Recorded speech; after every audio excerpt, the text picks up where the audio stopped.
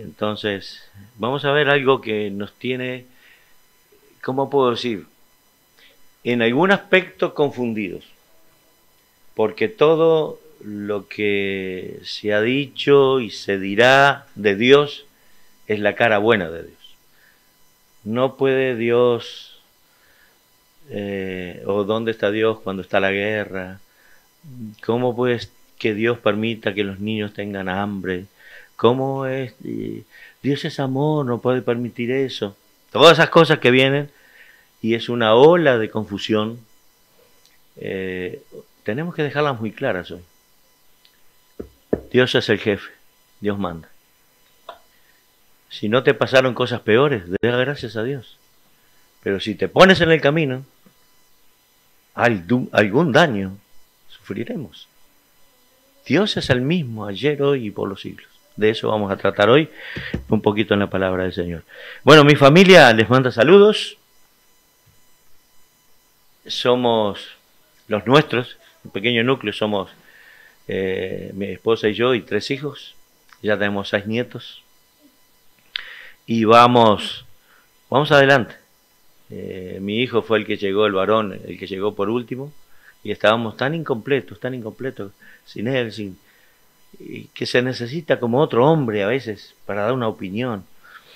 Y resulta que ahora quiere ser el jefe de la tribu. Entonces yo le dije, vos allá y yo acá. Y entonces empezaron el patriarca me llaman. Y ustedes saben, a los patriarcas los ponen al costado, a los viejitos los ponen al costado. No, que necesitas cuidado, no, que descanses y todo eso. Así que estoy en una etapa bien feliz de hacer poco, y lo poco que hago lo tengo que hacer bien, con la ayuda del Señor. ¿Se animan a poner su mirada en el capítulo 6 de Romanos? ¿Por qué estaba hablando yo de la confusión que hay en el mundo? ¿A qué nos llamó el Señor? Nos llamó a libertad. El Señor nos llama a libertad, y la libertad es un gran precio. Deberemos pagar siempre un gran precio por tener libertad. Pero es la lucha que el hombre lo tiene siempre alerta. Nunca permitamos que nos quiten la libertad. Nunca permitamos volver nuestras almas nobles, lavadas, nuestros pecados por la sangre de Cristo, que vuelva a ser otra vez un alma pecadora, porque de ahí fuimos liberados. Y cuando agarras la bandera de libertad, no hay vuelta atrás. Todo precio, hasta la vida, es poco por defender esa libertad. Entonces dice acá algo muy interesante, Romanos capítulo 6, verso 11. ¿Qué letra chiquita esta? Mi hermano me prestó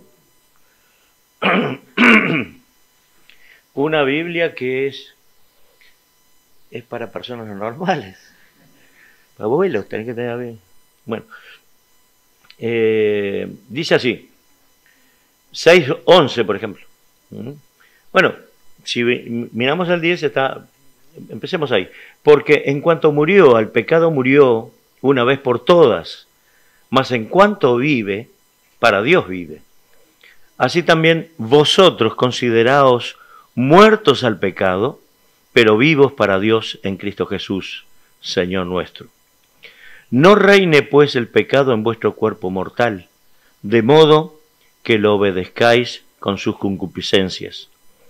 Ni tampoco presentéis vuestros miembros, al pecado como instrumento de iniquidad, sino presentaos vosotros mismos a Dios como vivos de entre los muertos, y vuestros miembros a Dios como instrumentos de justicia. Porque el pecado no se enseñoreará de vosotros, pues no estáis bajo la ley, sino bajo la gracia. Y mire qué precioso es esto. ¿Qué pues? ¿Pecaremos porque no estamos bajo la ley, sino bajo la gracia? En ninguna manera. 17. Pero gracias a Dios, que aunque erais esclavos del pecado, habéis obedecido de corazón a aquella forma de doctrina a la cual fuisteis entregados. Libertados del pecado, vinisteis a ser siervos de justicia. Hablo como humano, por vuestra humana debilidad, que así como para iniquidad presentasteis vuestros cuerpos para servir a la inmundicia y a la iniquidad, así ahora para santificación presentéis vuestros miembros para servir a la justicia. Porque cuando erais esclavos del pecado, erais libres acerca de la justicia. Pero ¿qué fruto teníais de aquellas cosas de las cuales ahora os avergonzáis? Porque el fin de ellas es muerte.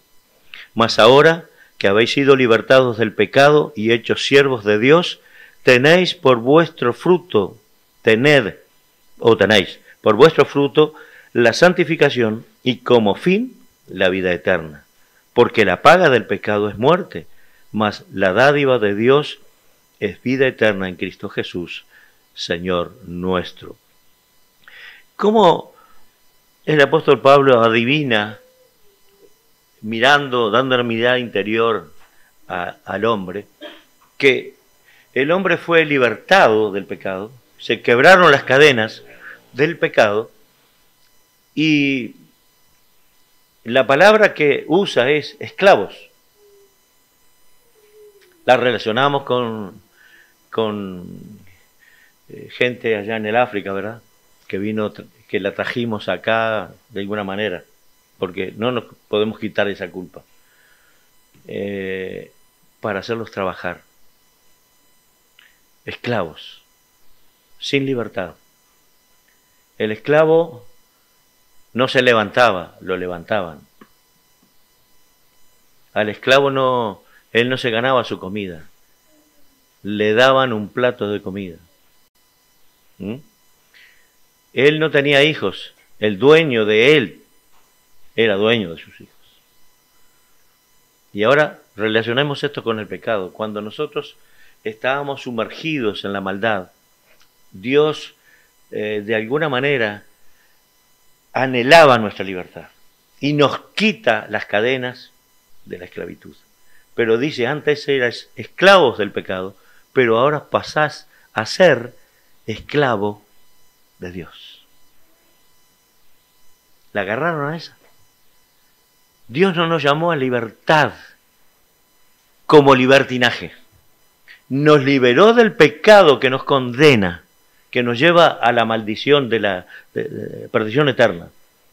Pero nos libra de ahí para hacernos esclavos suyos. Porque los esclavos iban de patrón en patrón, o de dueño en dueño. No eran dueños ellos de sí mismos. Y el Señor, cuando nos redime, o sea, nos compra para Él. Pero nosotros, hijos rebeldes, todavía tenemos cuestionamientos. El otro día tuve que predicar sobre algo porque me parece que no se entendió. Y habían 2 o 3 que tenían esa duda. Pero Dios es un Dios de amor. ¿Cómo no mira lo que pasa en Ucrania? Sí mira. Pero le dio a este chiquito así y al otro ciertos criterios para poder gobernar sus países. Ellos son los que como instrumentos de Dios deben capacitarse para gobernar a las naciones. El problema es que lo hacen mal. Usted contrata a una cocinera y a la hora de comer se va a sentar y le da una tortilla quemada. ¿Qué va a hacer con la cocina? Bueno, mejor que tenga gallinas o algo, porque a lo mejor puedo aprovecharlo. Pero usted no va a comer eso. ¿Cuál es el problema? ¿La cocinera o la cocina? A lo mejor el que ejecutó esa obra no lo supo hacer bien. El mundo está lleno de gente que improvisa, porque es tan vivo, tan vivaz todo el desarrollador, el paso y el ritmo que lleva el mundo, que cuando el gobierno viene acá, se quedó parado un minuto, el inventor de algún mal lo pasó y hay que ir más adelante a poner, ¿cómo se llama? Una cámara, un detector, y ya está hecho todo, ya está hecho el daño. Entonces, esperamos que se haga para ir atrás de él. Ese es el mundo.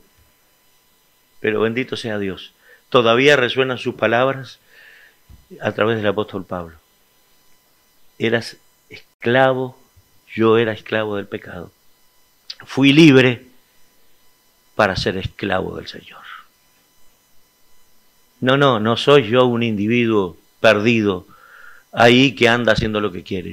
Me debo a mi Señor. Él me dice lo que debo hacer. Su palabra es enfática. Me dice separarme del pecado. Me dice que yo debo alzar la voz al Señor para orar por cosas que son imposibles y Dios va a mostrar que sí son posibles para Él. Hay poder en el Señor de la oración. No hay poder en la oración en sí mismo. Todo el mundo ora de alguna manera. Y si oramos al Señor de poder, la oración es poderosa. ¿A quién estamos dirigiendo? ¿Qué puerta estamos tocando? Mire, en el capítulo 8 de Romanos dice, saber cómo orar como conviene, no lo sabemos. Pero el Espíritu Santo interpreta lo que hay en el corazón y lo lleva a Dios. Como una traducción, lo lleva a Dios y Dios se entera de sus penas y de sus luchas. Entonces orar debería ser algo automático para el creyente, ¿verdad? Y así es. Una vez vi ilustrada en una foto una oración. Y si ustedes me acompañan, se imaginan un poquito, van a ver que esa oración era válida, mirando lo que Romanos 8 dice. A veces no sabemos qué decir. A veces solo nos sale un suspiro, a veces solo gemimos, a veces hay dolor en el alma y no se puede decir una palabra. Entonces la fotografía era un papel en blanco, con una mano, con un lapicero, y el papel mojado como que había caído una lágrima, y abajo decía, en el nombre del Señor. Esa es la ilustración de una oración, de un corazón quebrantado, de un corazón que no tiene medias tintas para con Dios. Sería peor disfrazar el corazón de alegría cuando no lo hay. Él conoce todo, hasta lo más profundo. Y cuando nos exhorta y nos hace esta puesta a punto y dice, nosotros debemos poner todos nuestros miembros como antes lo poníamos para el pecado y la maldad, ahora los ponemos para el Señor. ¿Cuántos talentos? Y no me gusta, pero hay que reconocer a veces, ¿cuántos talentos están empezando a desplegarse en estos días de carnaval, ¿verdad? Gente que cose, que hace ropas, otros maquillan, otros hacen esto, bailan y tocan sus músicas.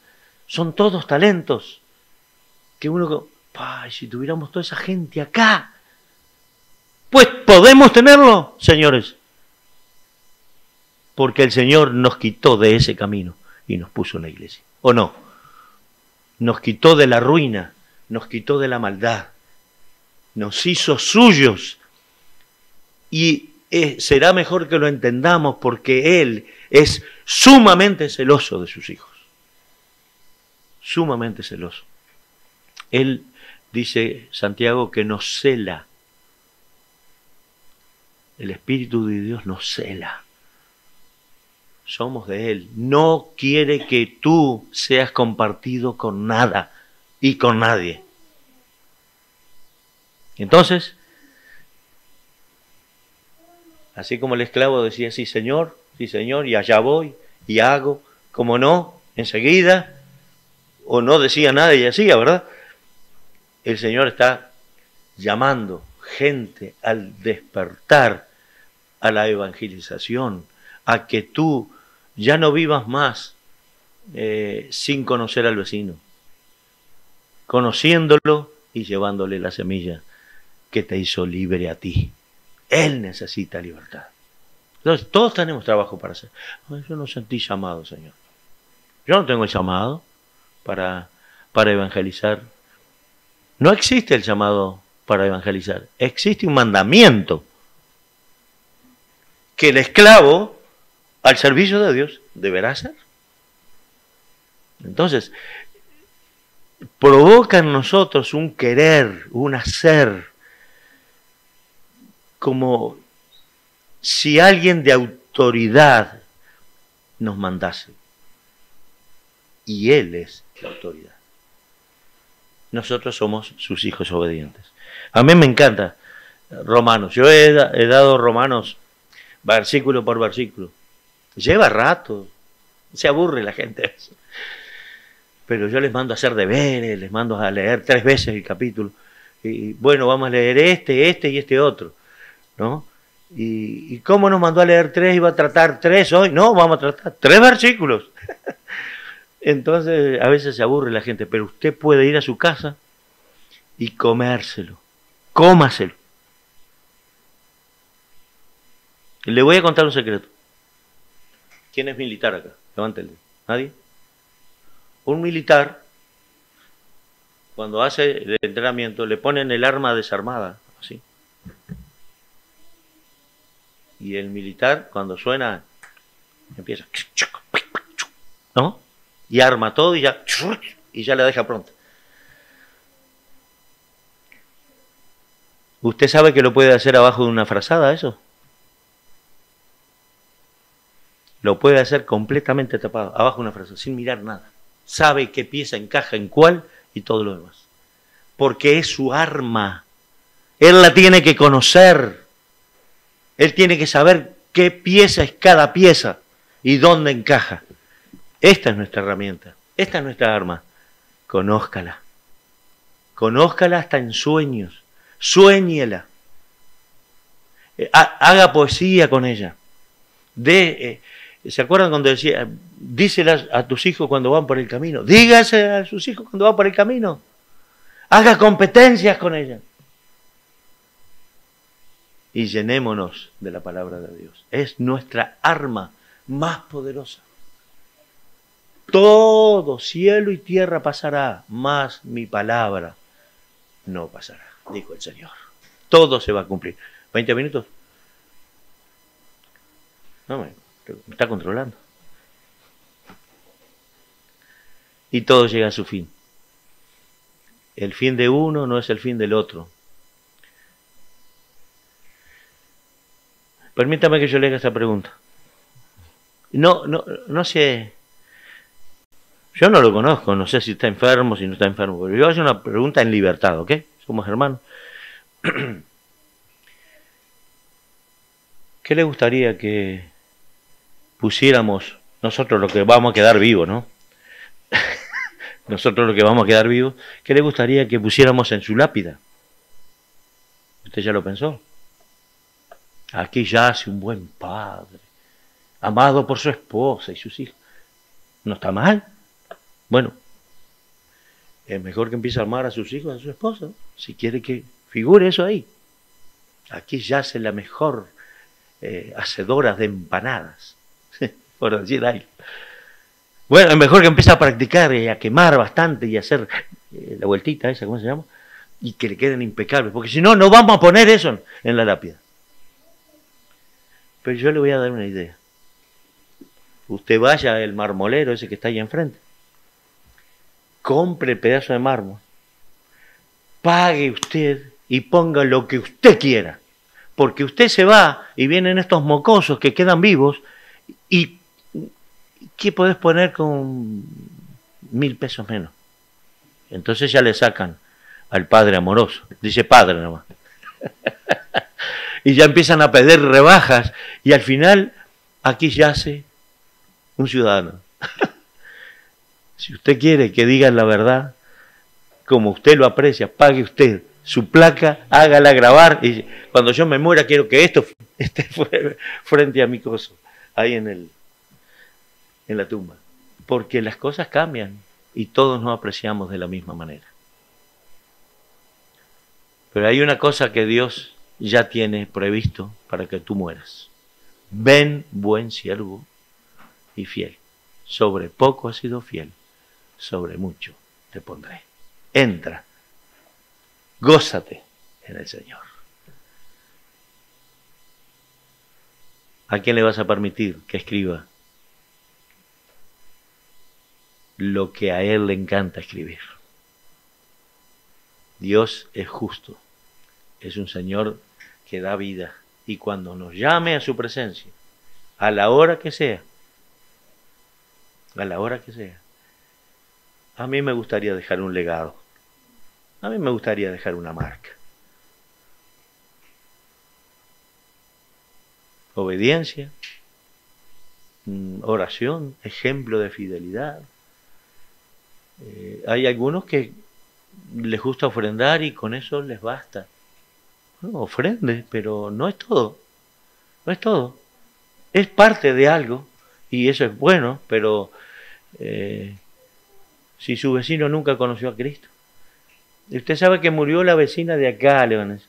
Sí, y gracias a Dios está con el Señor. Yo ni la conocía. ¿Cuál dice usted? La vecina de acá, la renguita. Ah, ¿iba a la iglesia? Hermanos, eso sería una vergüenza, ¿verdad? Eso sería una vergüenza. Pero cuando dice, sí, yo voy a asistir al velatorio y si me dejan hablar voy a decir, es la mejor vecina de todo el barrio. Porque sí se portó bien. Y me decía cada verdad y me lo decía de frente. Hasta me dijo un día que yo me iba a ir al infierno. Y eso no nos atrevemos a decir. Pero hermanos, tenemos que despertar que ese es el próximo paso de todos los vivos sin Cristo. El infierno está al final de un camino sin el Señor.